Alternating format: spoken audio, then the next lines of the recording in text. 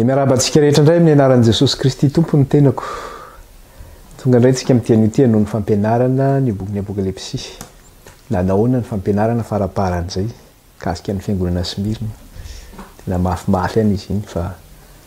fampianarana no atao eto araka averina foana izy hoe tsisy fanenjena, tsisy fitsarana fa mianatra ny tantaran'ny fiangonana tsika zany. Ka amin'ny tian'ity zany tsika dia hiditra indray zany tsika ny amin'ny tantaran'ny fiangonana Pergamos indray zany tsika amin'ny tian'ity zany. Tantaran'ny Pergamos na hoe Pergame zany. Inona indray ny resahana amin'ity tantaran'ny Pergamos ity na Pergame. Marina fotsiny zany alohan'ny hitsofoantsika amin'ny fivavahana zany zavatra tiako ampidirina fotsiny dia zao hoe ny tsy ampy tamin'ilay farany iny tamin'ny fampianarana izay nataontsika dia zao hoe ny taonjato izay nisian'ilay fiangonana Smirna zany iny tsy voalazako teo zany dia ny taonjato nisy azy zany dia ny taona fahazato ka hatramin'ny 770 sy 700 zany ny taonjato nisy an'ny fiangonana Smirna. Ary marina zany fa raha miresaka ilay fiangonana fito sika atao amin'ny boky ny Apokalipsy dia zay zany raisina anazy tsara hoe fiangonana amin'ny fahafenona no resahana io zany hoe fiangonana universel zany hoe manomboka any amin'ny fiangonana apostolika miafara amin'ny fiangonana amin'ny vaninandro farany zany zay iainantsika zany. Ka izy io zany raha nanomboka tamin'ny fiangonana apostolika dia ireo fiangonana nisy ireo tamin'ny le fiangonana fito ireo zany nisy ireo tamin'ny fotoanan'ny apôstôly zany fa ny tantara zay resahana ao anatin'ireo fiangonana ireo zany dia zao tsara ny zavatra resahana ao anatin'io hoe manaraka taonjato zany le tantara amin'ny tantaran'ny fiangonana. Raha ndresaka zany tsika tamin'ny fiangonana Efesosy dia nanaraka ny fiangonana apôstôlika zao nisy tamin'izay fotoana izay dia ny hemitra tsika nanembika aty amin'ny fiangonana taorianan'ny fiangonana voalohany iny zany dia niditra taty amin'ny fiangonana Smirna tsika efa nanomboka taty amin'ny taonjato fahazato ka hatramin'ny 770 sy 700 dia mitondra tsika amin'ny Pergamos dia mitohy ohatr'izay foana zany izy mandra-pahatonga ny amin'ny fiangonana farany zany zay ho resahantsika zany. Dia izay mikasika an'iny fa irosy zany tsika amin'ny lesona manaraka ndraika nefa tsy afaka manao n'iny tsika raha tsy apetratsika amin'ny tompo ny fampianarana ka dia manasa tsika hiaraka hivavaka ary tsika. Jehovah Andriamanitra raha io mankalaza anao zay midery anao ary manome voninahitra anao. Misaotra raha iny amin'ny nanomezanao anay indray fotoana tamin'ity ariva ity ianarana ny teninao sy andiniana izany. Misaotra anao zay ny amin'ny havitany eny ny fiangonana Smirna ary misaotra anao ihany koa zay raha hitsofoka indray amin'ny fiangonana Pergamos izay lesona tianao tsoahanay ny amin'izany torohevitra na fananarana na ihany koa fampahirezana zay omenao any ty fiangonana ity zany. Ka dia karaha io anana fotony izay esory anatinay ny fovatonay fa aoka ny fonofo no omenao anay ka dia manamasina anay ireny amin'ny teninao ny fahamarinany. Tao anatin'izay fisaona ny sarahana izay raha nisy fahotana vitanay teo anatrenao na tamin'ny lafininona dia fonanay aminao Andriamanitra raika angatahana famindram-po sy famelan-keloka. Ka dia mangataka aminao zay Kristy Jesosy diovy amin'ny rahanao zay Jesosy ho afa-pahotana sasao amin'ny rahanao zay Kristy ho afa-keloka. Ka dia Tompo Andriamanitra ny fanainao masina ny rotsaka amin'ny fahafenona amin'ity mpanomponao, anamasina ity mpanomponao sy taridalana ity mpanomponao ho amin'ny marina rehetra mba hafahako manambara ny sitraponao amin'reto vahoakanao. Ka aoka ny fanahinao ny asa amin'ny fahafenona amin'reto vahoakanao reto ahatanteraka ny sitraponao satria ny fanambarana dia nomenao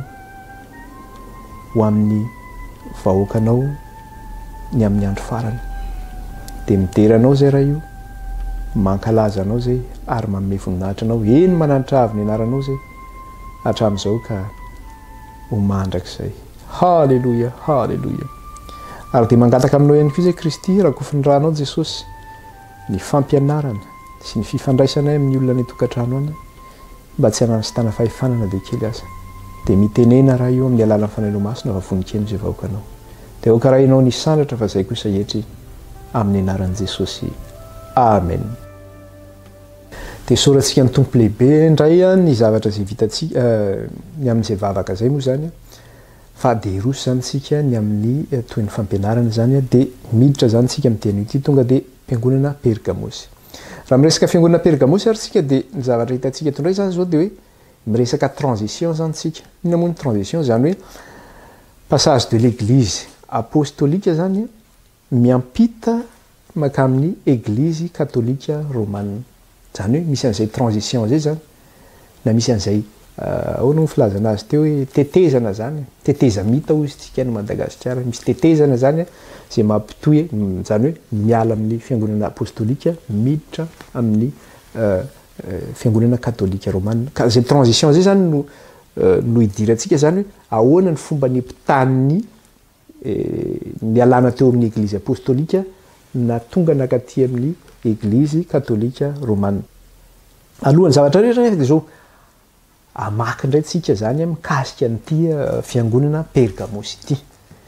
Ka io araka le tenin'ny tompo manao hoe sambatra zay mamaky sy miaino ny bokin'ity faminaniana ity ka mitandrina zay voasoratra ato anatiny ka atongotra ny andro dia hiaraka amaky indray zany tsika dia amahy zany zavatra voasoratra indray inona indray ny zavatra finosonyity ty teny ho an'ny fiangonana Pergamosy ity indray zany. Apokalipsy toko faharoa ny andinin'ny faharoa ambin'ny folo ka hatramin'ny fahafito ambin'ny folo ny atantsika ny lesona. Apokalipsy toko faharoa ny andinin'ny faharoa ambin'ny folo ka hatramin'ny fahafito ambin'ny folo. Rehefa hita dia vakina amin'ny anaran'i Jesosy. Ary sorato ho an'ny anjelin'ny fiangonana any Pergamosy. Izao no lazain'ilay manana ny sabatra roa lela maranitra. Fantatro izay honenanao dia ao amin'ny toeran'ny seza fiandrianan'ny Satana. Ary mitana mafy ny anarako ianao ka tsy nandà ny finoana ahy na dia tamin'ny andro ny Antipasy martiorako azy. Izay lehilahy nahatoky ahy dia ilay novonoina teo aminareo teo amin'izay honenan'ny Satana. Kanefa manateny kely aminao aho fa misy eo aminao izay mitana ny fampianaran'ny Balama izay manome fo an'ny Balaka nisy fanafitohinana teo anoloan'ny zanak'Israely ihinana naterina amin'ny sampy sy hijangajanga. Ary toy izany koa misy eo aminao izay mitana ny fampianaran'ny Nikolaita tahaka ny an'ireny koa dia mibeba. Fa raha tsy izany dia ho avy aminao fainganao ka amely ireo amin'ny sabatry ny vavako izay manatsofinao ankizy iaino izay lazain'ny fanahy amin'ny fiangonana izay maharesy dia omeko mana miafina sady omeko vato fotsy ary eo amin'ny vato dia misy anaram-baovao voasoratra izay tsy fantatr'olona afa-tsy izay mandray azy ihany. Eto indray dia mbola miverina teny hoe izay manatsofinao ankizy iaino izay lazain'ny fanahy amin'ny fiangonana dia misy foana ilay izy hoe izay maharesy satria misy ady indray zany ilay izy. Ka itsika vao manokatra ilay teny dia inona ny zavatra tenenina eto?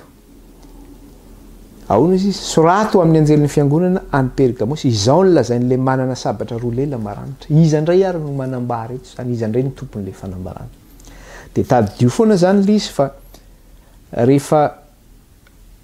manomboka ilay afatra ho an'ilay fiangonana dia misy manao sonia zany. Dia iza ny manao sonia?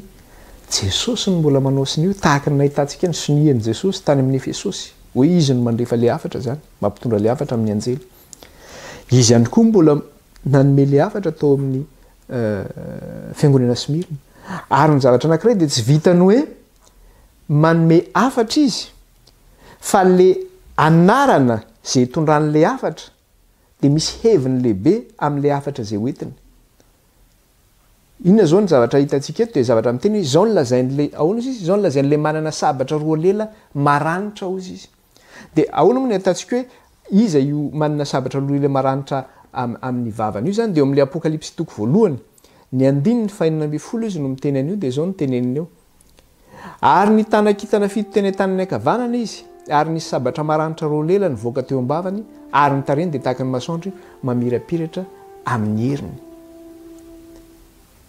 Io zany le Jesosy iny, le Jesosy eo amin'ny voninahiny io, le Jesosy eo amin'ny tempoly any an-danitra io, efa nianarantsika teto mikasika an'io zany. Fa eto le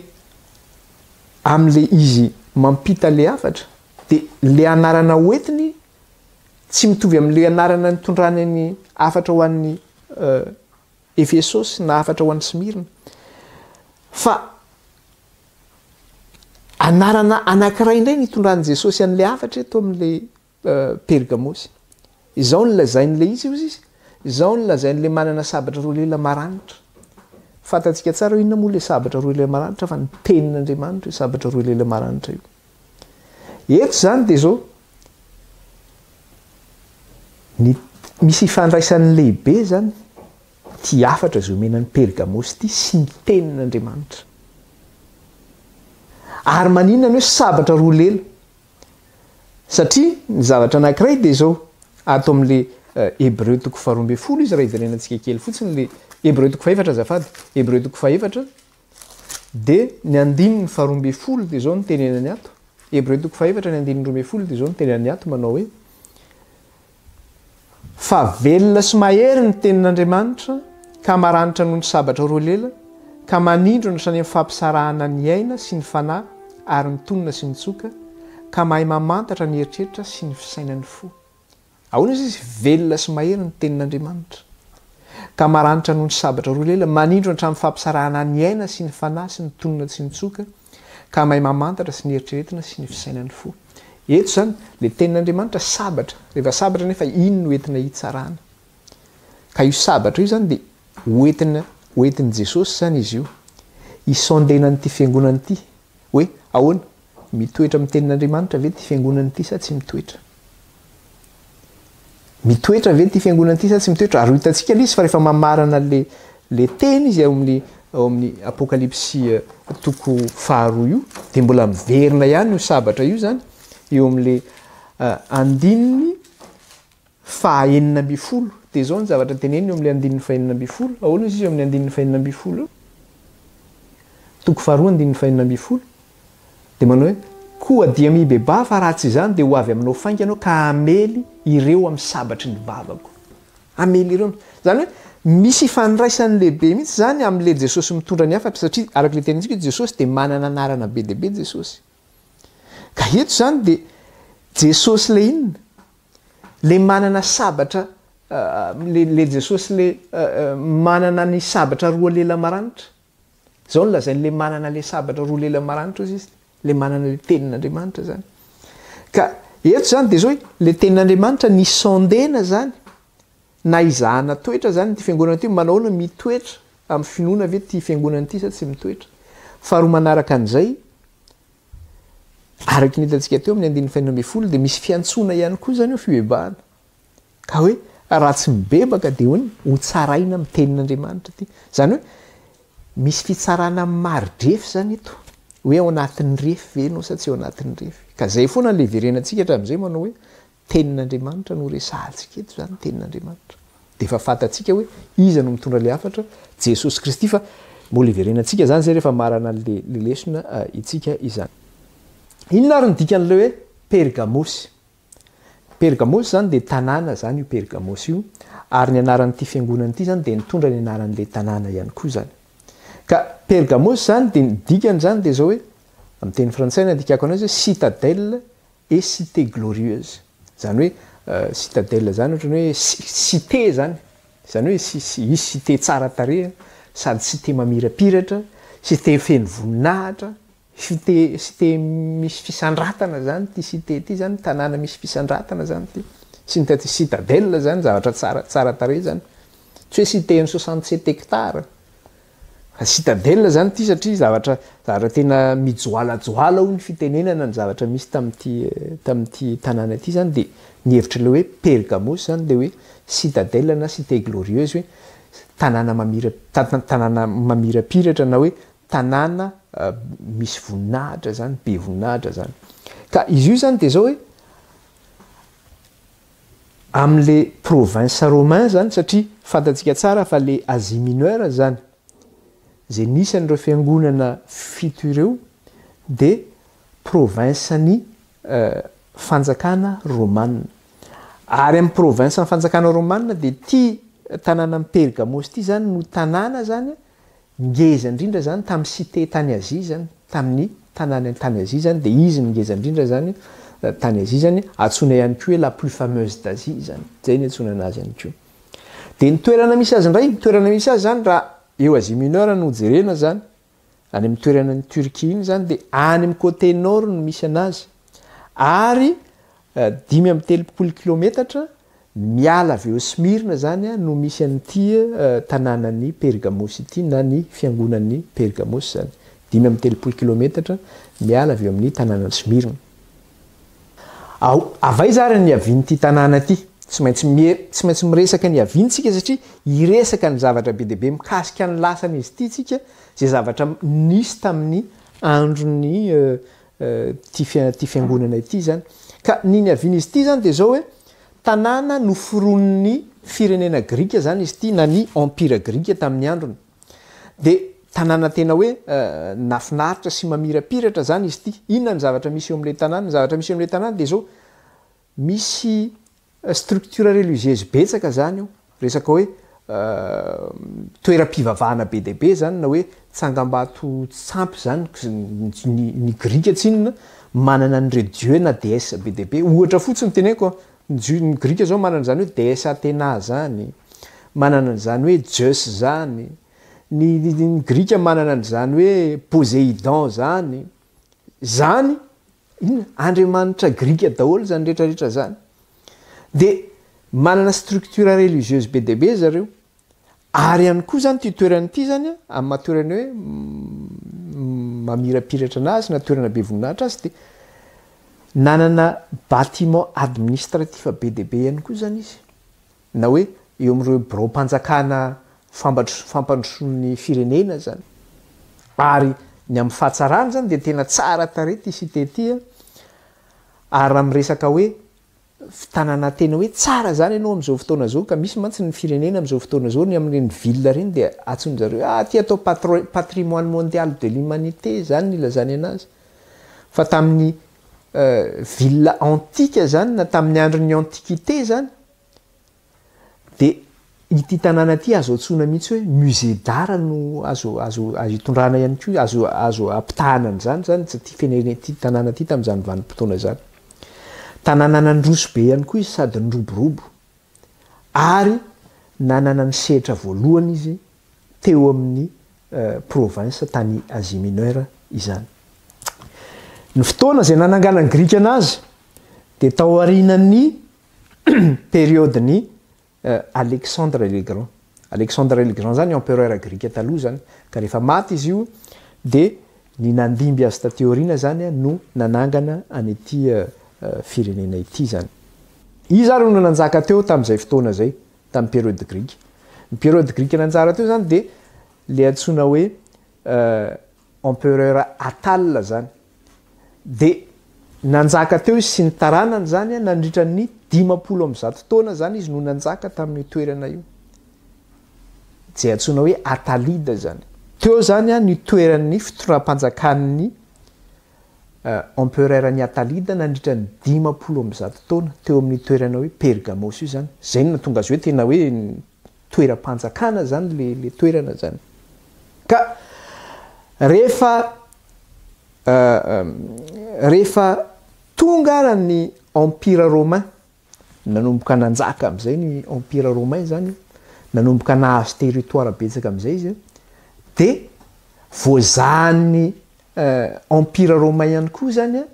ity fanjakana zay nisany Attalide ity zany ka ny mpanjaka farany zay nanjaka teo zany de ny roi Attal III ny mpanjaka grika zany no nanjaka teo amin'ity toerany farany de nomeny any fanjakana romanina ny fitondrana zany nanaiky izy zany resy izy tsinona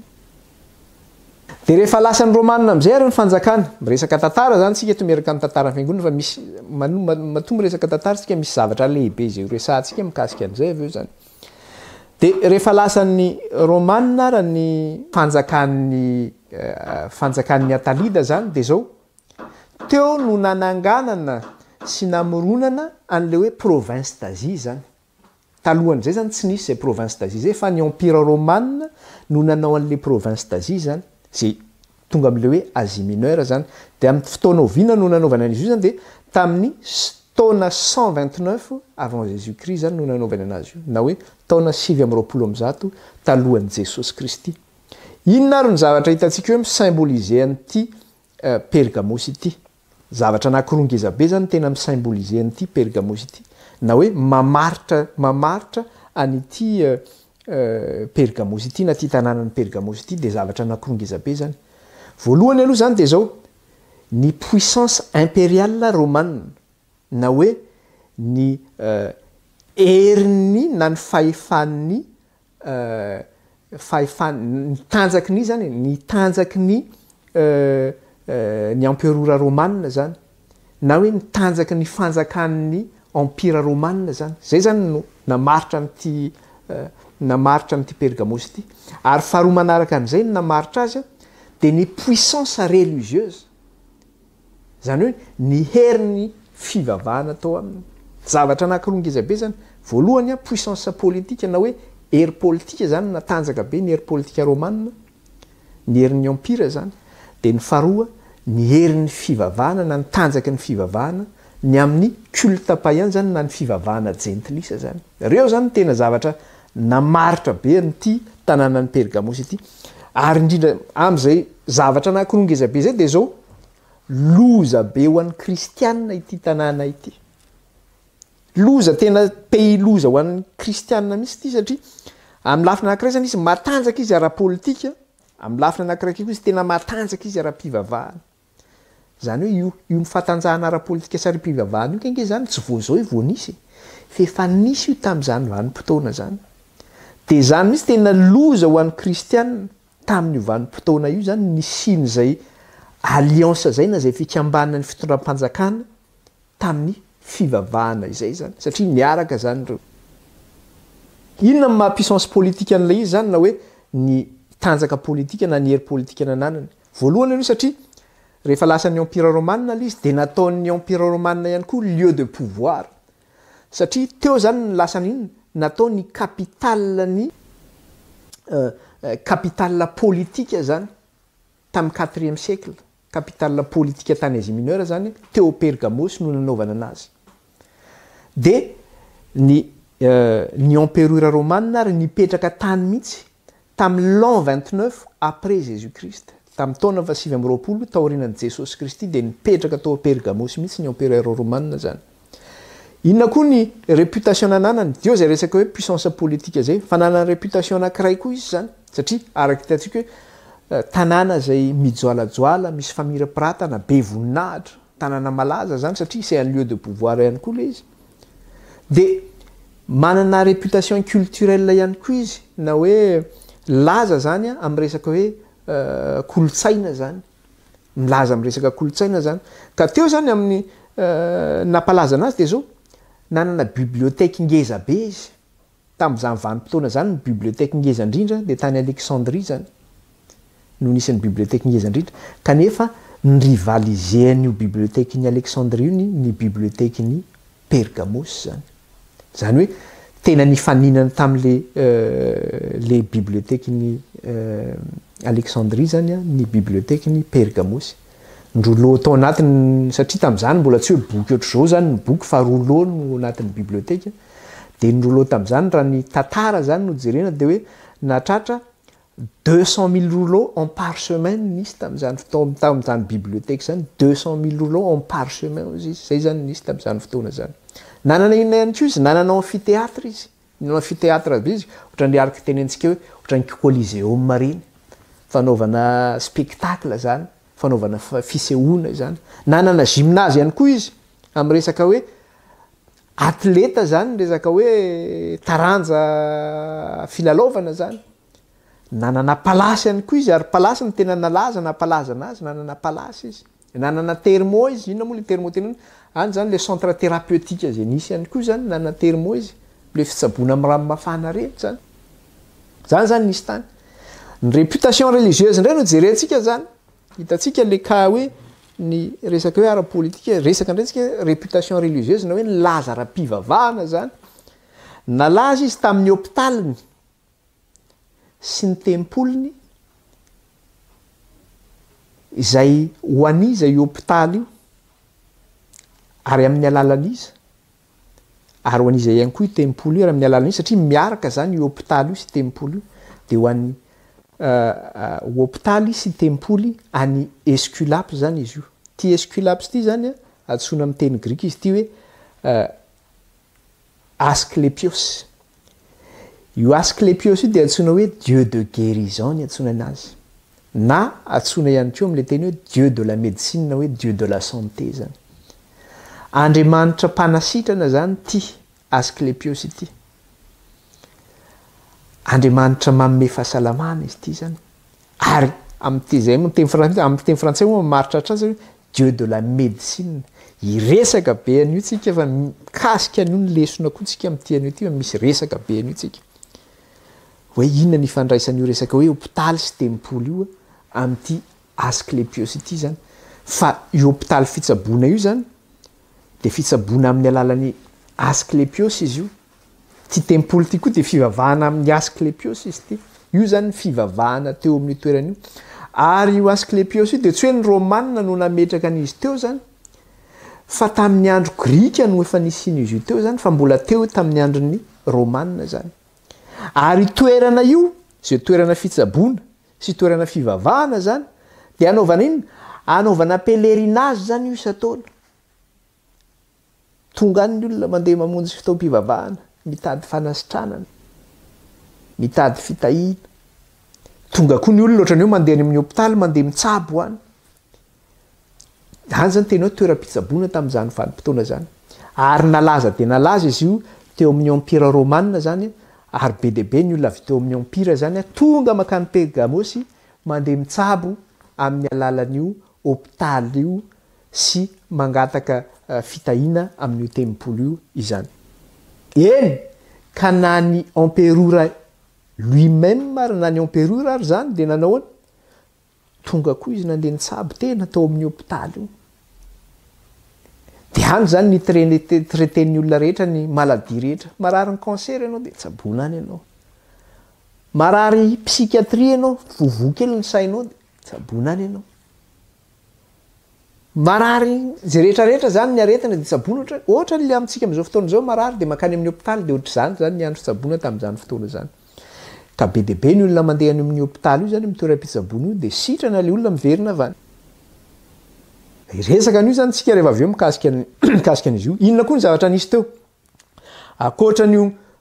resaka hoe lafiny ara-pivavahana, tanjaka ara-pivavahana zany no resahana mikasika ty Pergamosy ty. Inona ihany koa ny tanjaka ara-pivavahana manaraka? Satria misy tanjaka ara-pivavahana telo matanjaka lehibe zany eo Pergamosy. Ny voalohany resahako teo zany de le hoe Asclepios io zany. Hoe fivavahana amin'ny Asclepios sy fitsaboana amin'ny alalan'ny Asclepios. Faharoa manaraka an'izay,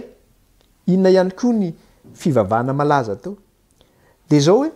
rehefa tonga teo ny empire romanina de nametraka tempoly izy.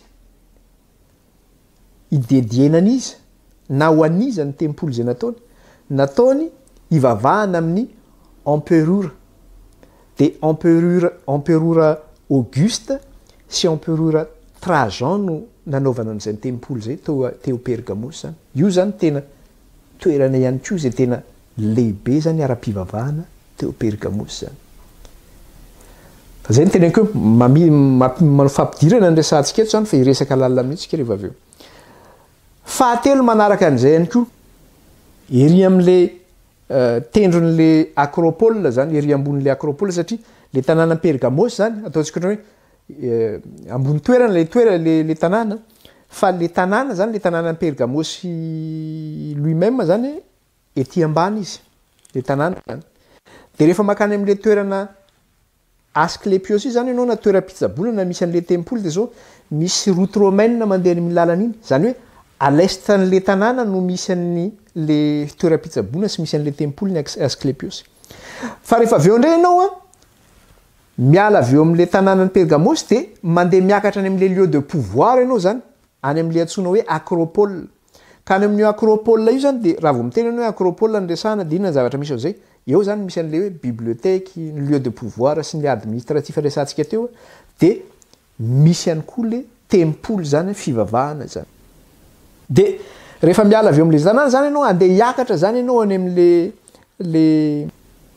andeha hiakatra zany ianao amin'le Acropole zany ianao, zany hoe 350 mètres miakatra zany ianao makany. De rehefa tonga any ambony any zany ianao de any amin'io toerana io zany any no misy an'le hitan'ny resantsika teo, misy an'le temple ny Auguste sy Trajan zany. Fa any ihany koa amin'ny toerana anankiray io de misy toerana anankiray ngeza be eo zay namboarin'ny Grika tamin'ny androny.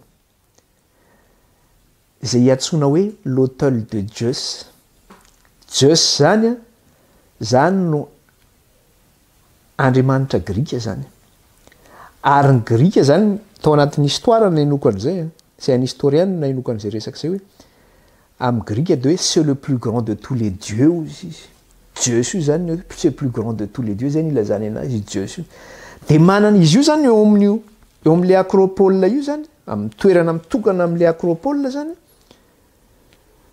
manana hôtely izy.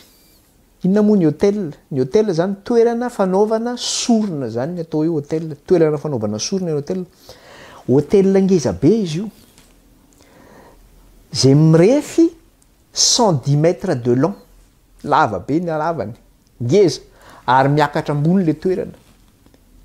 de misy place eo ambony eo, de misy fefy manodidina anazy io zany, de eo zany toerana fanina fandoroampanatitra zany eo ambony toerana io zany, anaterana eo amin'ny hôtel de Zeus io zany, anaovana sacrifice zany io, anaovana sorona zany amin'izay toerana io zany. Zay zany le zavatra fivavahana zay hoe tena namaritra amin'ity toerana Pergamos ity zany, io ny zavatra nisy ny ainan'ny fiangonana tao Pergamos, zavatra hitantsika teo zany. Hitantsika le hoe ny toeratsampo misy an'le Asclepios miaraka amin'le toera fitsaboana, faharoa manaraka amin'izay ny fivavahana amin'ny emperora, fahatelo mbola nisy ihany koa le hoe l'hôtel de Zeus zany, zay zavatra tena ngeza zany, io zany tena hoe zay moa nilazany azy zany hoe l'édifice le plus important de Pergame. Zany hoe io zany no ataontsika hoe tsany zavatra tsangambato, zavatra natsangana zany misy valeurany lehibe indrindra tao Pergamos zany raha zay ny azo ilazana anazy. De inona moa zany ny sorona tao zany fa sorona ho atao an'le divinité zany na ho an'le andriamanitra zany no atao amin'ny sorona amin'ny hôtel de Zeus io zany, amin'le andriamanitra sampy zany, indrindrandrindra moa fa amin'le Zeus zany no anaovany anazy io zany. De zavatra misy raha resahantsika kely zany miresaka kely ny tantaran'io hôtel io tsika, de zao nisy ka fantatsika tsara fa any Turquie no misy any Asie mineure. De tamin'ny 1878 zany nisy ingénieur ferroviaire tonga tany Turquie, tsy hoe Karl Inam angamba ny anarany, Karl Inam ny anarany raha tsy diso. De tonga tany Turquie izy io, de nahita olona zany izy niasa tamina akoatrany hoe carrière zany, de ny extraire tamin'le toerana teo izy, nanala teo amin'le toerana teo izy, nisy marbre tsara tarehy be, de ozy izy fa avaizany nazonareo an'ireto marbre tsara be reto, satria le olona zany miasa amin'le carrière satria saony alain'le olona zany anamboarana trano, kanefa nahita marbre tsara teo izy, fa avaizany nahitanareo an'ireto marbre tsara tarehy reto, de ozy izy tarehy amin'le tery ambony tery, zany hoe teo amin'le toerana nisy an'le acropole zany nahitana an'le marbre. De rehefa nandeha teny izy nijery an'le izy, de curieux be izy hoe ary nisy vestige be teto zany, de nangataka tamin'ny sultan zany hoe tsika zany miresaka eto 1878 indray, de nangataka tamin'ny sultan Istanbul izy tany Turquie, nangataka demande izy hoe afaka mitrandraka an'ireto vato eto amin'ity toeranyity ve za, de hoentiko any Allemagne izy, de nomen'ny sultan alalana zany izy, nomen'ny fanjakana turca alalana izy, nitondra le vestige zany, le vato reo zany, vaton'ny fanongoto eo zany no entiny tany Allemagne. De rehefa taty aoriana de nahitan'io hôtel de Zeus io zany no fitrandrahana hita tao zany, de noentiny tany Allemagne ihany koa. De amin'izao fotoana zao any Allemagne, any Berlin, nanao musée ny Allemagne, de ny anaran'le musée de Pergame. De zay moa zany ny antsoina le hoe izy hoe musée de Pergame, fa ny tena anaran'le izy nanaovany zareo azy de hoe Pergamon Museum ny anaran'izy, Pergamon Museum de Berlin, zay ny anaran'le musée. De izy io zany natokana fotsiny musée ho an'ny antiquité zany tamin'ny andron'ny Pergamos zany, de tanànan'ny Pergamos ny représenté no, tena ngeza be le izy. De inona ny pièce maîtresse eo anatiny eo? L'hôtel de Zeus ny pièce maîtresse io. Ngeza le izy, mbola ao zany hatramin'izao raha makany Allemagne zany de hitanao io hôtel de Zeus io. De ho atsika zay mijery an'izao fampianarana zao zany amin'ny vidéo zany, de zao ho asehoko atsika amin'ny sary le izy hoe ahoana zany hôtel de Zeus zany. ao Alemana fa ngezange zany raha olona ngezange zany nefa teo zany nanaovana ino nanaovana fandoroampanatitra zany ho an'ny sampy eo no nanaovana fandoroampanatitra ho an'ny sampy zany nefa de nalaina zany le izy visitena marina mafy ary retsofoka amin'izany musée zany zava-dozange zany l'hôtel de Dieu de maka sary eny olona de miakatra eo ambony le place io de ho hitanareo moa izy fa de mba samy mijery tsika fa am'izay mba tsy mitantara tsoa masotsika koa mba mijery an'le izy zany tamin'ny période inona ara nisy an'ity fiangonana Pergamos ity zany verina indray zany tsika am'le izy période inona nisy an'le fiangonana Pergamos ny taonjato nisy azy zany de fatatsika fa ny namarana antsika ny fiangonana Smirna de tapitra tamin'ny 317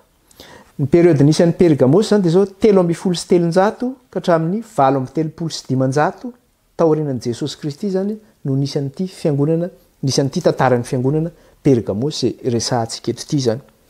inona ary ny zavatra nisy satria tsika zany efa miaina taty arinan'le fanenjena fatatsika fa tapitra ny fanenjena tamin'ny taona 317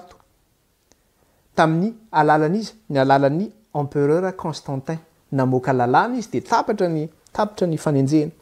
ka rehefa tamin'ny période ny 317 ka hatramin'ny 736 zany taorianan'i Jesosy Kristy de nanahoana ny fiangonana kristianina efa tsy nenjehana tsony zany ny fiangonana kristianina tamin'ny vanim-potoana io ary ny famonoana ho faty na hoe l'ère des martyrs zany ny famonoana ho faty an'ireo zay maty martyrs zany de zao hoe efa révolu zany fotoana zany efa tsy nisy tsony zany fa ny zavatra resahana zany eto de zao hoe raha vao miresaka martyrs ianao de zavatra efa lasa zany on se réfère comme une époque passée hoe ny fitenenana zany hoe fa zavatra efa lasa zany tsy miditra amin'izany resaka zany tsony fa amin'izao fotoana zao de iny efa miaino anatin'ny filaminana ny kristianina efa nanomboka ny nanomboka me tafita ny kristianina zay zany ny toerana isan'ny kristianina tamin'ny vanim-potoana iny de zay indrindra no mahatonga le teny eo amin'ny boky ny apokalypsy eo amin'ny toko 2:17 rehefa miresaka ny antipasy izy de ahoana ny fomba itenenany any antipasy maty martyr vakitsika kely le toko 2 de ny andininy 17 de zao ny teneniny eo toko 2:17 de zao ny vaky ny teny amin'ny anaran'i Jesosy toko 2:17 fantatro izay honenanao de eo amin'ny toeran'ny seza fiandrianan'ny Satana ary mitana mafy ny anarako ianao ka tsy mandany finoanay na dia tamin'ny andro ny antipasy martiorako aza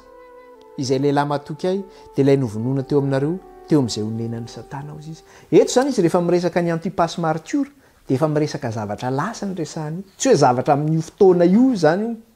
le resahana ny antipasy io fa zavatra efa époque passée io satria fa tsy tao anatin'ny fanenjehina intsony io période io zay no mahatonga azy miteny manao hoe fantatro izay honenanao de eo amin'ny toeran'ny seza fiandrianan'ny Satana ary mitana mafy ny anarako ianao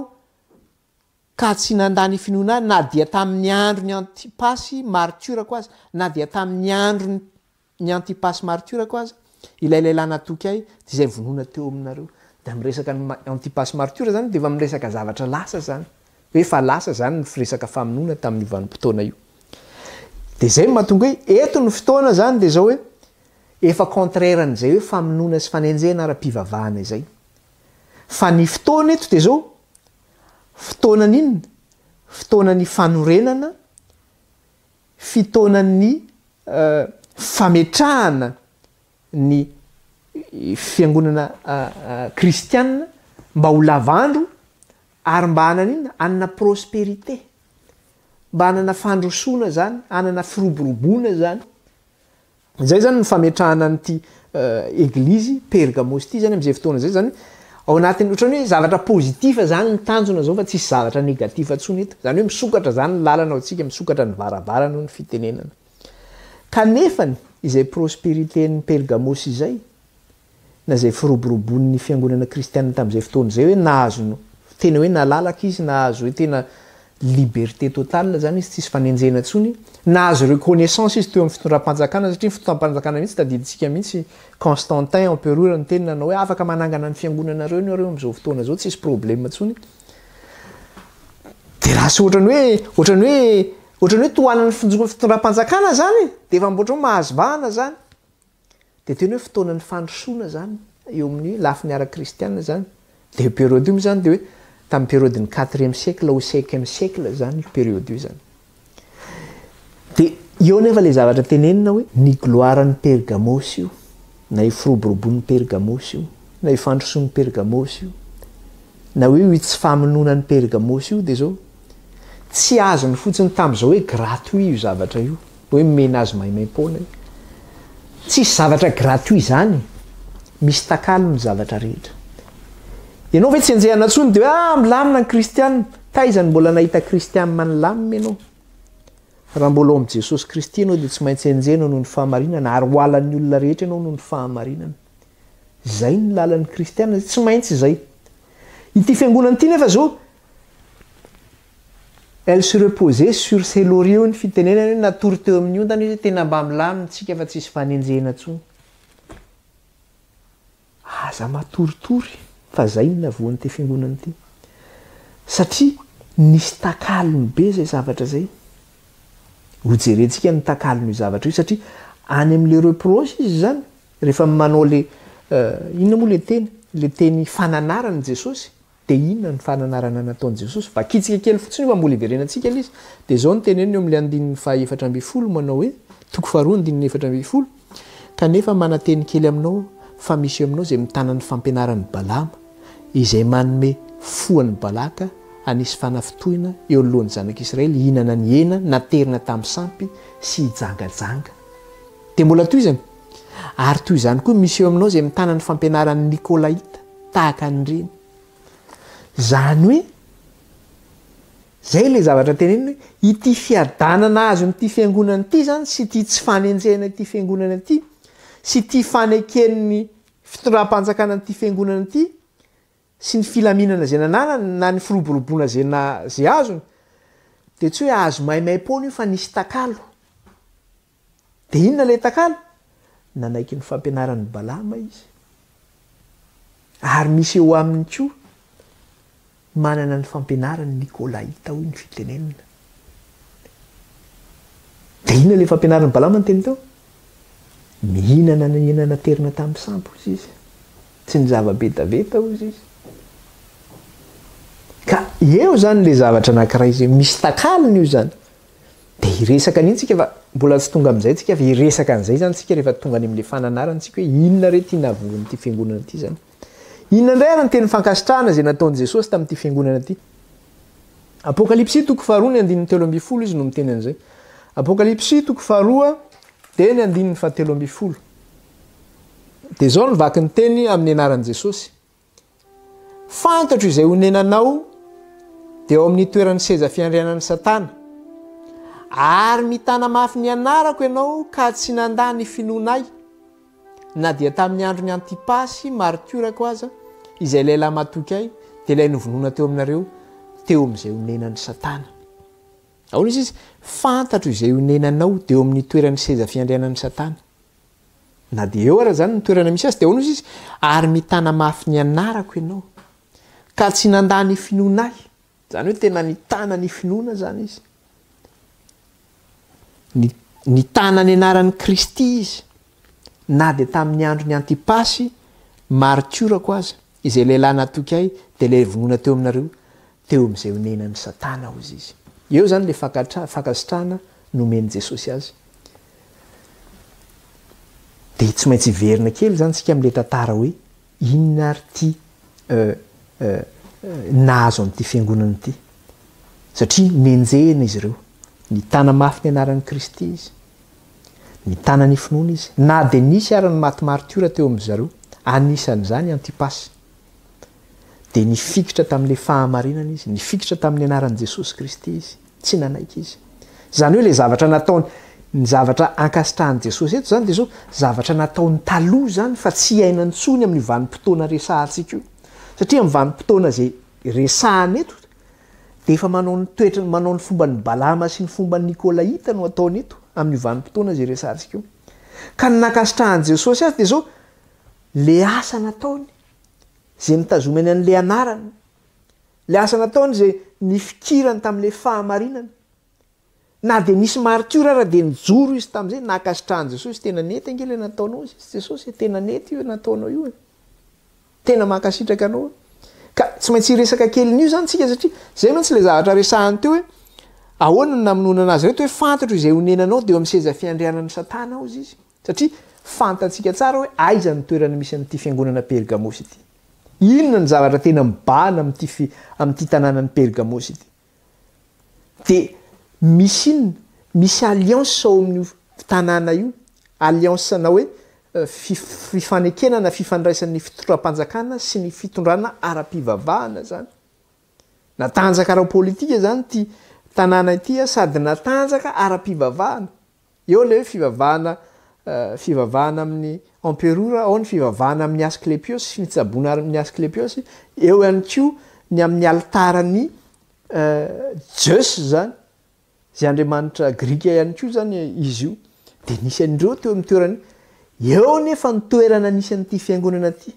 eo nitoerana nisy an'ity fiangonana ity ka zay no natonga azy miteny manao hoe fantatro izay honenanao izy de eo amin'ny itoeran'ny seza fiandrianan'ny satana ary mitana mafy ny anarako ianao ka tsy mandany finoana ay na dia tamin'ny andro gnaty pasy maritiora ko raha zay laylahy matoky ahy de ilay nyvonoana teo amin'ilay honenan'ny satana ka iresaka kely ary sika inona ny zavatra resahany eto miresaka izy hoe aiza ny toerana misy anao de hoe eo amin'ny seza toerana misy ny seza fiandrianan'ny satana ao izy eto amin'ity tany ity ke zany misy ka izany antsoina hoe toerana misy ny seza fiandrianan'ny satana zany na ihany koa hoe demeure de Satan toeran'ny satana ao izy misy zany eto amin'ity tany enatsika ity zany efa nisy zany tamin'izany androny hoe trône de Satan izy amin'ny teny frantsay seza fiandrianan'ny satana ao izy na ihany koa hoe demeure de Satan itoeran'ny satana zany nisy zany itoeran'ny satana io ka raha raisina zany ty toerana ty hoe Pergamos ty zany de zao capitale de diable zany ty raha zay ny azo ilazana anazy tamin'izany vanim-potoanandro zany de zay ny antsona anazy satria Pergamos no resahantsika eto zany ty toerana Pergamos ty zany de capitale du diable ty sa demeure ty ao izy no mitoetra zany ka ahoana ary ny fomba anazavantsika an'le hoe trône de Satan na hoe le seza fiandrianan'ny Satan hoe ahoana ny mahaseza fiandrianan'ny satana an'ity toerana ty zany de miveriny tsika am'le zavatra nyresahantsika teo zany fa hiditra lalilalina kokoa zany tsika am'le resaka hoe ara-pivavahana nisy teo Pergamos zany hiditra lalilalina kokoa tsika zany iresaka ary tsika mikasika le hoe Asclepios le toerana fitsaboana zany le hoe hôpital zany le toerana fitsaboana zany asehoko atsika ihany koa ny sarin'io fa misy vestige zany ao Pergame zany no Pergamos misy vestige-n'io zany io misy vestige-n'le toeram-pitsaboana io zany ka le toeram-pitsaboana zany raha atsotsika eo am'izao fotoana zao hoe hôpital ny antsona anazy de tamin'izany fotoana zany ny antsona n'io toerana io de hoe Asclepion ny antsona anazy Asclepion ny antsona le toerana zany satria fitsaboana amin'ny alalan'ny Asclepios zany le izy ka itoeram-pitsaboana io zany de zao hoe mifangaro izy io zany hoe sady mifandray amin'ny fitsaboana neti-paharazana zany ohatrany hoe le ao no filazana azy am'izao fotoana zao ohatrany hoe le hoe médecine de grand-mère izy zegny filazana azy teo raha tsy diso ohatrany hoe fitsaboana neti-paharazana zany sady fitsaboana neti-paharazana zany izy io no nisy magie zany izy io no nisy fitsaboana ihany koa psychiatrie zany reo zany ny zavatra telo nisy teo aminy eo zany ny fitsaboana fatatsika ohatrany misy am'izao fotoana zao zany hoe fitsaboana amin'ny alalan'ny araky ny zava-maniry araka n'izay omen'ny mpitsabo atsika ny dokotera eo ihany koa nefa izy sady mitsabo koa izy amin'ny resaka magie zany no mpitsabo koa izy amin'ny resaka psychiatrie zany hoe ina moa resaka psychiatrie zany ohatran'le olona any amin'ny 18 reny zany olona mivoaratsaina zany no tsabonany koa zany ka rehefa inona ny fitsaboana ampiasainao zany de zao tsy maintsy miverina am'le resaka hoe Asclepios zany hoe miantso an'le Asclepios zareo le dieu Asclepios zany le andriamanitra Asclepios ny antsony mba ho sitrana izy amin'ny aretina zay mahazo azy ary mba ho afaka ihany koa izy amin'ny problème zay mahazo azy amin'ny fiainany lavanandro zany hoe tena fitsaboana amin'ny lafiny rehetra zany ny fitsaboana zay nisy teo amin'ity toerana ity de asehoko atsika koa le sariny Asklepios manahoana ny sariny zany Asklepios zany ty Andriamanitra Asklepios ty izy zany na mipetraka izy na mitsangana izy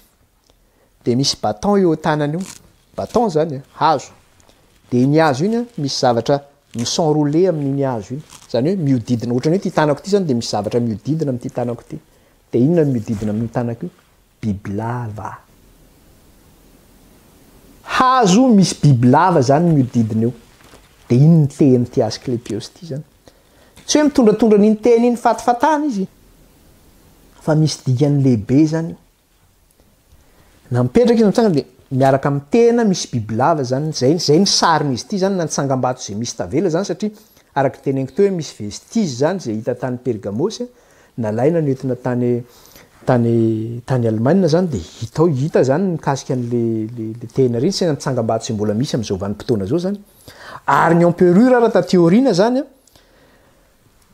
nanangana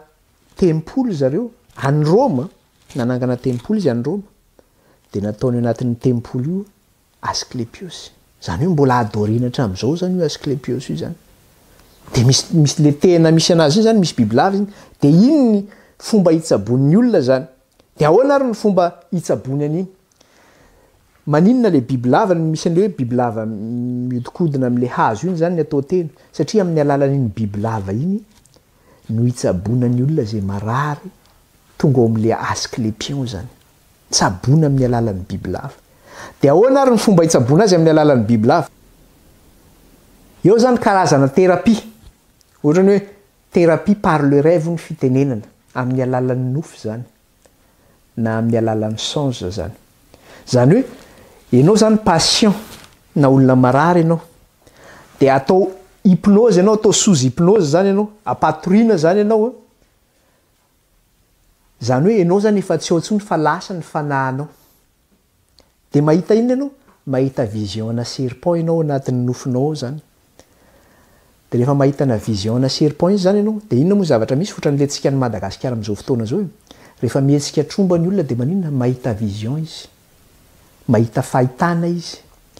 na ihany koa filazana hoe en transe mifandray amin'ny fanahin'ireo razana ozy zareo zany ireo mpitsabo any amintsika fa ty zany ianao rehefa miditra ao anatin'iny transe iny ao anatin'le nofo zany ao anatin'le vision de mahita le bibilava izy mitondra fanasitranana ho azy le sitrana le olona de satria resaka problème psychiatrie koa nitsabona anazy any de inona zavatra misy rehefa avy atao sous hypnose iny izy na hoe avy apatoriana iny zany le olona zany fa mandeha amin'le nofiny any izy de tonga le prêtre manatona anazy zany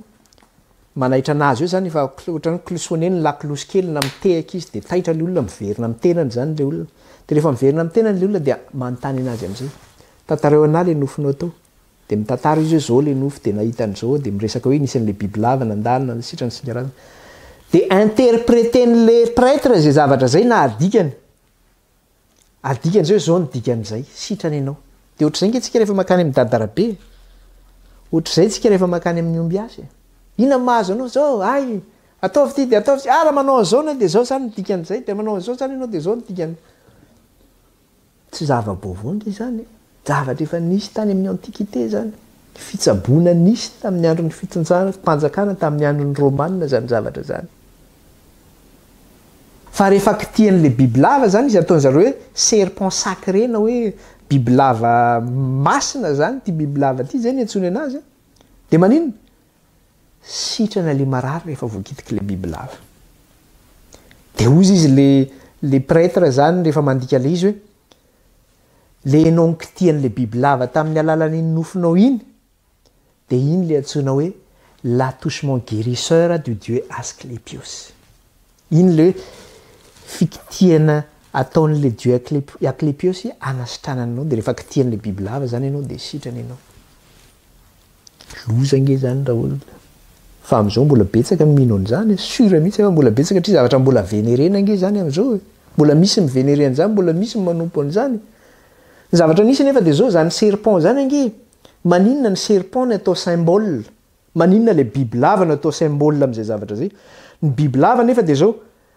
animal négatif nge zany biby lava zany izany tsy matahotra biby lava za aloha de matahotra biby lava faran'izay tsy tiako zany biby lava zany ary dangereux zany misy pozina mahafaty ny biby lava kanefa tany amin'ny antiquité zany a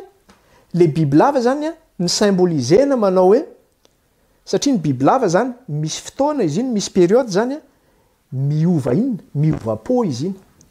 de rehefa miova po izy de se régénérer hoy ny fitenenana zany hoe miova vaovao zany lasa ohatrany hoe poan-jazakely reny poany zany rehefa miantitra ny poany de miala zany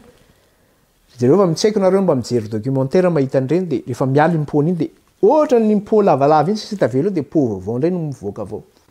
de iny le serpent miova po iny zany a iny no lazainy zareo zany hoe ohatra ny serpent miova po mise renouveler zany de ohatrany hoe lasa manana nouvelle naissance ihany koa zany ianao lasa manana restauration zany ianao ohatrany hoe fahateraham-baovao zany no mahazo anao renouveler zany ny vatanao ny toe-tsainao ny toe-batanao ny toe-pahasalamanao zany renouveler daholo ny eo amin'ny fiainanao zany de zao nouvelle étape manomboka ny fiainanao fiainam-baovao manomboka ny fiainanao zany hafahafa zany ohatra mitovitovy amin'ny baiboly ange izy zany hoe rehefa ateraky ianao amin'i Jesosy Kristy de manao ahoana olom-baovao ianao efa lasa ny zavatra taloha indro tonga ankehitriny ianao tsy zaho tsony velona fa Kristy ny velona tadio fa ny devoly nge makatahaka de zany le olo de mahatsara ohatra hoe tena ohatra niteraka fahaterahm-baovao mahazo azy zany tena simba teo fa tonga vaovao ankehitriny manomboka fiainam-baovao ndray ny fiainako am'izao vanim-potoana zao de io fivavahana io nefany tsy teo amin'ny tany grika ihany fa tany amin'ny Orient ancien zany tany amin'ny Orient ancien zany de efa nisy ihany koa fivavahana amin'ny resaka hoe biby lava io zany hoe fa répandu efa nisy tany amin'ny Orient tany amin'ny tatsinanana iny zany efa nisy an'izy ity zany mba azona iny mba azona fanasitranana ary azona ihany koa fanovana tanteraka izany ny zavatra misy anefa de zao milaza ny médecine moderne ny science hoy ny fitenenana reto mitsabo atsika am'izao fotoana zao reto reo laboratoire be de be hitantsika rehetrarehetra reo zay manambola be de be amin'ny resaka hoe fitsaboana zany reo vaccin varotany amintsika be de be reo hoe hitondra fanasitranana mba fatatsika moa avaiza ty médecine moderne izay misy atsika am'izao fotoana zao ty ary symbole niza no ampiasain'ny médecine moderne am'izao fotoana zao fa io symbole ny Asclepios io ny Asclepios zany io ny ampiasain'ny médecine moderne am'izao fotoana zao ny vecteur pour Hippocrate na hoe ny transporter ny Hippocrate zany na tonga le hoe satria io le resaka hoe fanasitranana zany satria avy amin'ny Hippocrate mantsy noho ny avin'ny fitsaboana zany am'izao médecine moderne misy atsika zao de inona ny symbole ampiasain'ny Hippocrate inona tehana de eo ambonin'ny tehana iny ohatra misy elatra anankiroa de am'le tehana ambany iny misy biby lava miorongorona manoatra zao anankiroa io ny symbole ampiasan'izy Hippocrate ho an'ny zareo zay manao inona zany manao médecine zany de nalaina avy amin'iza izy io ny origine n'izy io de izy Asclepios nge ny origine n'io zavatra io le fitsaboana atao Asclepios nge ny vin'io fitsaboana am'izao misy atsika am'izao vanim-potoana zao io de jereo ihany koa ny symbole ny médecin am'izao fotoana zao symbole de médecine alefako amin'ny sary amintsika daholo zany de hitatsika hoe misy fe zany fa tsy miteniteny fa tany fa asehoko atsika zany symbole médecine de ohatra misy croix zany le izy fa ohatra ny Astérix ny paoziny misy lavalava eo ampovoany misy lavalava mitsangana zany dia misy lavalava amin'ny sisiny anankiroa manao ohatr' zao dia ambany misy anankiray manao ohatr' zao dia mangamanga ny lokon'izy io dia eo ampovoan'izy io misy tena lavalava dia le tena lavalava io misy bibilava miorongorona zay ny symbole ny médecin koa zany zay zavatra zay symbole ny médecine zany zay zavatra zay io zany hitanao any amin'ny toerana pitsaboana misy an'io zavatra io zany jereo rehefa mandeha samur eny ianao misy an'io croix teneniko bleu io dia misy an'io le bibilava io zany dia jereo symbole ny zareo nge io dia farany ihany koa rehefa makany amin'ny pharmacie tsika hividy fanafody dia inona ny hitantsika any misy croix vert amin'ny pharmacie symbole ny pharmacie ny pharmacie indray ny logo ny pharmacie zany croix vert dia ao anatiny zany ohatrany misy latabatra dia latabatra io ohatrany coupe le latabatra fa le latabatra misy tongony lavalava dia amin'le tongony lavalava iny misy serpent miorongorona miakatra makeo amin'le latabatra ohatrany misy rano zany hoe le serpent zany no maninona mitondra fanasitranana anao zany rehefa mividy fanafody any amin'ny pharmacie zany ianao zany symbole n'iny nge zavatra io e loza nge ty zavatra ty reo dia nefa n'inona ireo le manao azy milaza azy hoe science zay tsy mino an'Andriamanitra oy fa avaiza moa ny symbole nareo ty e avaiza ty avany amin'ny asclepios nge io e fivavahana sampy nge io e avy amin'ny fitsaboana asclepion nge io atao amin'le toerana asclepion nge io e dia milaza nareo zay tsy mino fa tsy science eny fa ny fitsaboana inona ny tao asclepion fitsaboana traditionnel fitsaboana amin'ny alalan'ny magie fitsaboana amin'ny alalan'ireo prêtre miinterpréter ny rêven'ireo patient zany na ny nofon'ireo patient hoe miteny manao hoe le attouchement le dieu asclepios na tonga fanasitranana ho anao dia milaza ianao hoe science nefa ny symbole nareo iny symbole ny asclepios ny symbole ny fitsaboana amin'izao fotoana zao loza nge zany raha olona ka io symbole zay misy atsika amin'izao io zany dia zao ny origine an'io zany dia avy any amin'le centre de guérison d'Asclépion avy ao amin'le toeram-pitsaboana hoe Asclépion no ny avian'io symbole zay misy atsika amin'izao vanim-potoana zao io teny eto zany dia zao hoe teny inona teny fampahirezana teny fananarana ary torohevitra inona ny zavatra misy teto tena nampaheran'ity fiangonan'ity Jesosy nanao tena nitazona ny anarako ianao izy nitazona ny finoana ianao na dia teo aminao raha nisy maty martyr tahaka ny Antipasy na dia teo amin'ny toeran'ny Satana zany nisy ianao dia zay ny zavatra resantsika manao ahoana moa ty toeran'ny Satana ty inona ny zavatra nisy teto maninona moa zany ty toeran'ity nylazaina fa hoe seza fiandrianan'ny Satana dia zay no natonga antsika nyresaka an'izay zavatra zay dia nivoaka ny secret dia tezitra nareo zany ny zavatra misiko aoko tsika ho calme fa fianarana nge no ataontsika eto iaraha malala nge zany fa aloha tsika hivavaka hisaotra ny tompony amin'ny fampianarana tamin'ny teny ity toizantsika indray izy amin'ny manaraka vavaka tsika Jehovah-Andriamanitra raha io mankalaza anao zay midery anao ary manome voninahitra anao ny mananatra avy ny anaranao zay raha io hatramin'izao ko mandrak'izay dia misaotra raha iny amin'ny fampianarana ny teninao zay ny anaranay tamin'ity an'io ity tsy vitanay zany raha tsy tamin'ny alalany fananao rery ihany ka dia misaotra anao zay dia raha ina ny anaranao raha kalazay ny anaranao anay dia sorato-ampony raha ny teninao reto avy an-tsainay ary eoko izay tompo mpakatoa fa tsy ho mpanadiny ny teninao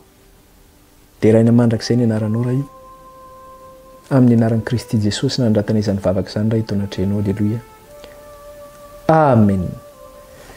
dia misaotra antsika rehetra indray ny fampianarana tamin'ity an'io ity amin'ny manaraka indray tsika courage daholo bye bye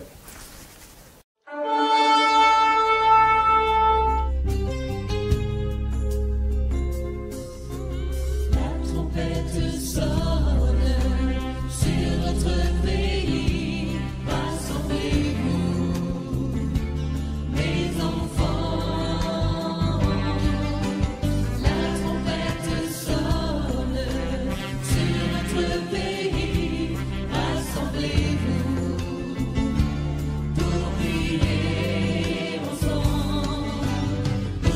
China